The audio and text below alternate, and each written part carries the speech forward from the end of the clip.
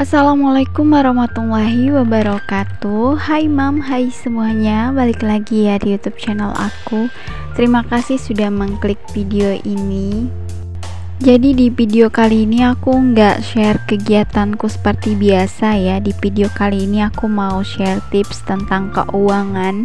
Dan kali ini aku mau kasih tahu kebiasaan buruk dalam mengatur uang yang membuat kita mungkin dikejar-kejar hutang karena kebiasaan buruk ini. Nah, apa aja sih kebiasaan buruk itu? Simak terus videonya sampai selesai ya. Nah, pernah nggak sih teman-teman itu ngerasa kita sudah gajian, terus beberapa hari setelah gajian terkadang uang kita udah habis, udah minus aja, padahal ini baru hari kedua gajian, tapi uangnya udah habis aja, nggak tahu perginya kemana, nggak tahu buat apa, nggak tahu buat beli apa. Nah, mungkin di sini kita memiliki kebiasaan-kebiasaan buruk dalam mengatur uang yang bakal aku bahas kali ini. Nah, apa aja sih kebiasaan buruk itu? Yang pertama itu adalah memiliki rasa malas. Poin pertama ini akan berhubungan dengan poin-poin selanjutnya yang akan aku jabarkan dan aku bahas di video kali ini. Rasa malas ini adalah penghalang terbesar saat kita ingin mencapai sesuatu, seperti ingin hemat tapi malas nabung. Contoh lainnya seperti malas masak yang akhirnya makan di luar, seperti malas nyuci yang akhirnya ngelondri. Dan itu semua memakan biaya yang tidak sedikit. Sekali-sekali boleh aja, cuman kalau keterusan bakal tekor juga kan. Dan menurut aku rasa malas ini adalah kebiasaan buruk dalam mengatur uang. Karena kalau kita kebanyakan males, apa-apa semuanya males, dan kita berharap itu ada yang praktis, ada yang langsung jadi gitu ya, itu pasti bakal boros banget. Nah, makanya yuk mulai sekarang kita kurangi rasa malas ini, kebiasaan malas ini. Kalau bisa kita hilangkan dari kebiasaan kita. Nah, poin kedua kebiasaan buruk dalam mengatur uang adalah tidak membuat budgeting. Nah, seperti yang aku bilang di awal tadi, bahwa poin pertama ini akan berhubungan dengan poin selanjutnya, yaitu rasa males. Mungkin bagi teman-teman yang tidak membuat budgeting itu males aja gitu ya. Buat apa sih dicatat-catat? Buat apa dibikin budgeting? Toh juga gajinya kecil. Gak usah lah dibikin budgeting, ribet banget ya ngatur uang zaman sekarang. Nah, no, jangan ya. Justru gaji kecil ataupun besar itu penting banget buat kita bikin budgeting supaya keuangan kita itu lebih teratur lagi ke depannya. Oke, poin ketiga lanjut lagi, yaitu tidak membuat daftar belanjaan. Hayo, siapa nih di sini kalau belanja itu nggak dicatat dulu apa yang mau dibeli?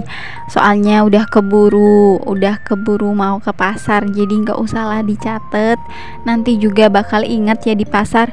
Nggak taunya pas di pasar lain yang direncanakan, lain dibeli. Nah, gawat banget kan kalau kayak gitu, yang akhirnya nanti over budget. Jadi di sini penting banget buat kita untuk membuat daftar belanjaan supaya kita bisa lebih terkontrol lagi belanjanya. Oke, lanjut lagi untuk poin keempat, itu adalah shopping yang berlebihan.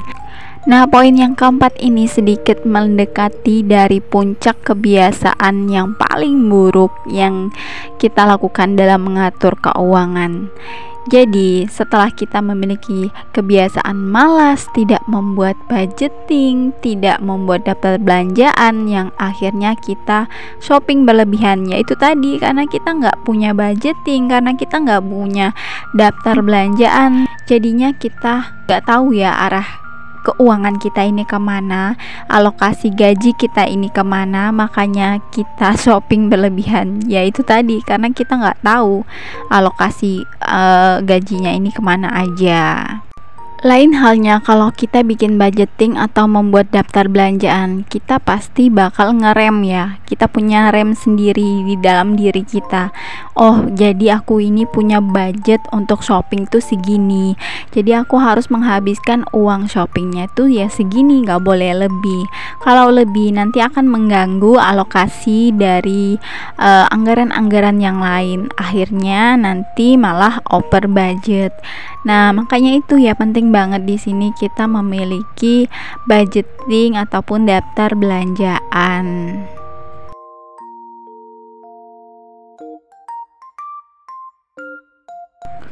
Oke, lanjut lagi untuk poin yang kelima, poin yang paling puncaknya yaitu kebiasaan buruk kita dalam mengatur uang adalah tidak memiliki tabungan. Mayoritas dari kita itu nggak menyadari dan nggak benar-benar paham bahwa kita itu harus punya tabungan dalam mengatur keuangan. Karena untuk keadaan darurat ataupun ketika kita memiliki musibah, kita tuh perlu banget tabungan ya, untuk berjaga-jaga kalau misalnya kita nggak punya uang. Jangan sampai gara-gara kita nggak punya tabungan, akhirnya itu ngutang kemana-mana dan cari pinjaman kemana-mana. Maka dari itu, yuk mulai sekarang bagi yang belum punya tabungan, kita mulai aja dulu dari nominal yang paling kecil. Karena dari nominal yang paling kecil, kalau kita rutin nabung, insya Allah itu bakal jadi banyak ya. Untuk metodenya sendiri, ada banyak macam metode menabung yang bisa teman-teman terapkan ataupun teman-teman lakukan. Metode menabung berdasarkan tanggal kalender, kemudian menabung 2.000, 5.000, nominal 10.000 dan sebagainya.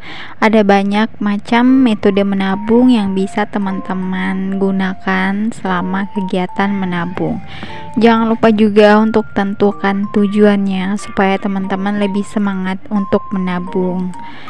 Nah, itulah dia untuk kebiasaan buruk dalam mengatur keuangan. Semoga kita tidak memiliki kebiasaan buruk ini lagi ya ke depannya, supaya kita lebih baik lagi dalam mengatur keuangan. Oke moms dan teman-teman semuanya, itu aja untuk video aku kali ini. Terima kasih yang sudah nonton. Aku minta maaf kalau ada kesalahan ataupun kekurangan dari video aku kali ini. Semoga videonya bisa menginspirasi dan bermanfaat bagi teman-teman semuanya ya. Aku pamit ya, sampai ketemu di video aku selanjutnya. Wassalamualaikum warahmatullahi wabarakatuh.